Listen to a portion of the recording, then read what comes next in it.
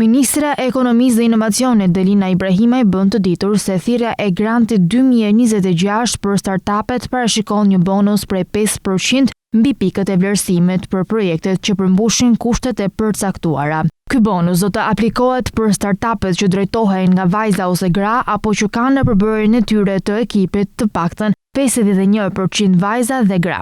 Sipas ministres Ibrahimaj, ky bonus synon të nxjesë dhe të fuqizojë rolin e vajzave dhe grave në sipërmarrje, si dhe të promovojë zhvillimin e ideve inovative që lidhen me ekonominë e gjelbër dhe atë digjitale. Gjithashtu, nëse projekti plotëson këto kritere, në fund të procesit të vlerësimit i shtohet 5% bonus mbi pikët e marra nga kriteret e vlerësimit. Për shembull, nëse një aplikim merr 60 pikë nga komisioni, rezultati përfshin edhe bonusin prej 5%. Një tjetër kriter i rëndësishëm për përfitimin e këtij bonusi është që aktiviteti kryesor i startupit të ofrojë zgjidhje inovative që kontribuojnë në zhvillimin e ekonomisë së gjelbër ose ekonomisë digjitale.